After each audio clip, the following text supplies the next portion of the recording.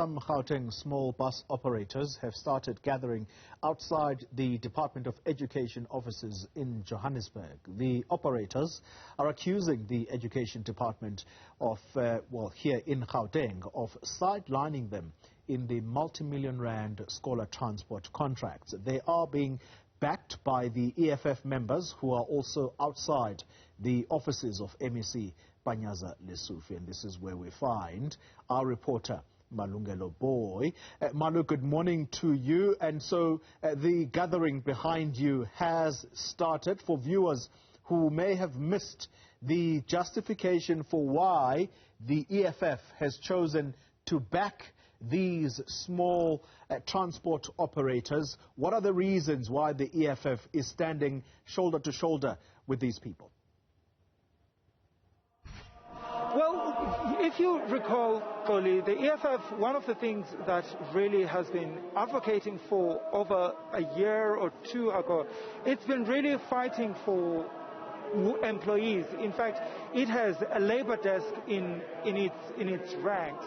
So part of what is taking place here, really, in the long run, there's about 78,000 workers that will be affected if this contract or this scholar transport contract is not, sorted out, as these scholar bus operators in Gauteng say that those 78,000 people then will really lose their jobs. And I suppose that's one of the reasons the EFF is coming into the party and supporting these Gauteng bus operators. In fact, I want to bring in some of them into the conversation. I know you don't want to say your name, but explain to me why you decided to be here and how this contract is affecting you. Thank you very much, and thank you for coming here. Yes, I do not want to say who I am. Yes. I am here not even to come and show support to Gauteng small bus operators as a member also, because of the unfairness of what is happening in this province. People have kept quiet for so long. Now people are sick and tired. To see the poor being sidelined openly, Okay, you see the poor being sidelined openly. Go into details. What exactly is happening? There's unfairness in this department. Small business operators are being sidelined, and the friends and cronies of the Premier, of the Minister of Gauteng Department of Education are being favored and appointed, and we are sidelined, meaning that the poor are remaining poor. The legislative framework in this country that says small businesses must be supported. Small businesses are being killed. The president is just, playing words. There's no practical, operationalization of what he is saying. I want you to be clear. How many buses do you own, and how are you affected? Explain to me, so that somebody at home understands what you're saying. I own 9 buses. The reason being that when they advertise, they say lease to buy. So your expectations are that I must lease initially, and later I must buy my own as I work. But as you buy, that's when they take you out. I can prove, and I've sent to you, the number of buses that I've got. Now I'm out. I wrote to the finance, the CFO as they called, to say, where do I take these buses to? Because when you advertise, you said lease to buy, which is a good spirit of building and expanding small businesses in this province, but it's not happening. All right, thank you so much. Let me bring you in, sir. Please introduce yourself. Please come closer. Good morning. My name is Paul Zikali, Secretary of the Gauteng Small Bus Operators Council. Okay, so we've heard from Umem. Yes. How many operators are affected here?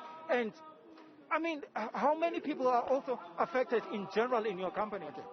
We've got over 150 bus operators that are currently operating impacted directly, with over 1,200 buses that are going to be put to fallow, to sit at home.